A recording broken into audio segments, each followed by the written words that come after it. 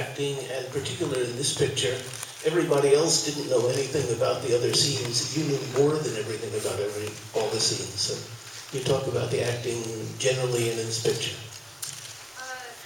Well, I've never particularly meant to have a different way of acting from anybody else.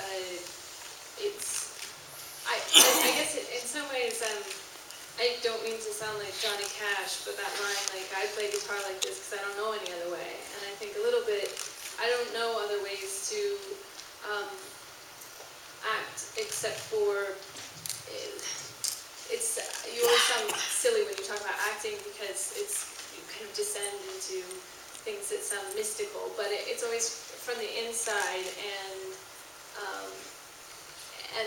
coupled with, I always have to know why I'm saying things. The words mean a lot to me, and I think for this project, because I worked on the script, it's funny that working on a script doesn't make acting in anything easier. In some ways it makes it harder because you know what it's supposed to be at all moments, and sometimes as an actor you can't get there even if you know what it is. And it was, I don't know, it's hard. Noah? You answered it well. I'm always trying to be normal. You could have stopped at Johnny Vicki, can you talk about the language? Because it is very precise. Was it a challenge for you to sort of take it in and make it your own? No. It's so well written. Everything, I think it's the first thing I've ever been in that I didn't think about how to say anything or how to make it work, because it just is there. It works, and you just have to say it. You just have to connect, and that's really it. It was such a pleasure to say the words. Great. Okay, let's see, back there. Yes, we have someone right there in the middle, if we could get to that person. Hang on, wait for the mic.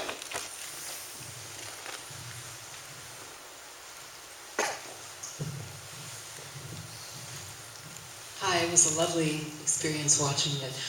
For Greta, and then perhaps a little bit later, Noah. Speaking about the character of Frances, could you address the meaning of craft versus being a star? Because it seems that that's what Frances had a great struggle with. Sorry, the meaning of craft versus being a star? Well, I think, in the story of Frances, the narrative of her wanting to be a dancer, wanting to be in this company, and then where she comes to, at the end, with her making her own choreography, but in a small way and holding down a day job. I think that's something, emotionally, that's something that I very much relate to, and it's not,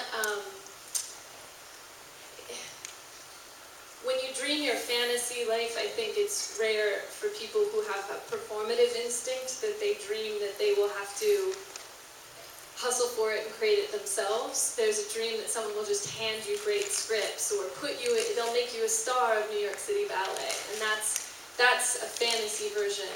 But ultimately, I think that it's much more satisfying to have authorship and to care for your own artistic soul yourself and not have someone bring it to you. And I think that she goes through that transformation, and that's what that part of the story is for me. And that's it. Yes, ma'am, here. We can get the mic over.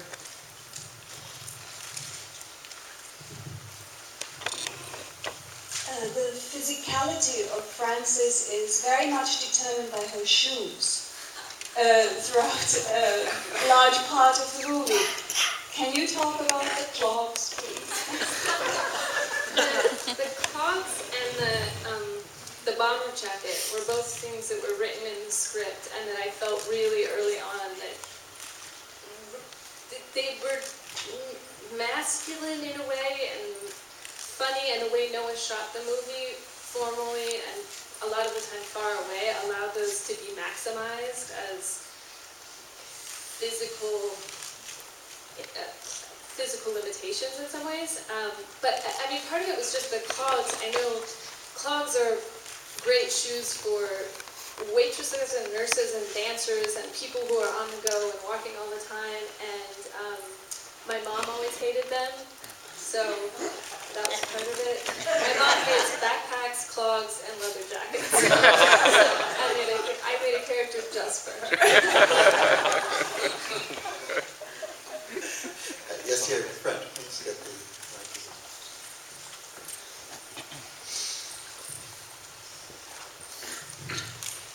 Greta and Noah, in both Greenberg and this film, the landscape, and moving along the landscape is very important, but done in two very different ways.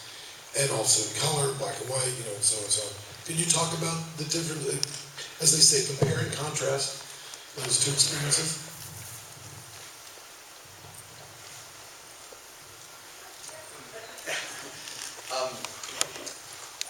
Well, Greenberg was very much about, I wanted to make an LA movie, and to, not in a literal way, but embedded in that story, in the story of Ben's character and Greta's character was some inarticulated, some partially inarticulated and some articulated feelings I had about Los Angeles, and both great love for it and also a kind of a way that I felt not at home and alienated. And with Francis, I hadn't shot in New York in a little while, and I grew up here and I live here, and I wanted it to feel, again, in this story, to sort of bring how I feel about New York and into it. And I think a lot of the spirit of the movie in ways that maybe don't even literally have anything to do with location is how I feel about the city. And I haven't run through Chinatown holding my friend's hand, laughing or peed in the subway tracks, but maybe on some level I know that feeling, and I feel that way sometimes in the city and in other ways. Maybe it's more just me sitting in a chair. So I wanted to kind of come back to New York and shoot New York in a way that I connected with, and the story just allowed for that, and also the fact that it's about location too, and about location and dislocation, and about moving places and how it's moving forward but also moving in place, and I think all that is true about my experiences in New York City. Okay, it's right here. Oh, should I get the mic or try to speak? Just for a second. Just wait for the mic. All right, thanks. Hi, I love the movie, and I wanted to ask you about the influence of Francois Truffaut, on your filmmaking and your references to him specifically in this film. You have the small change poster and the reference to Jean-Pierre Léaud, and then of course the quotations of music by Delarue and Duhamel. And I also wanted to say that I love your last three films, but it was nice to see like a return to a kind of lightness.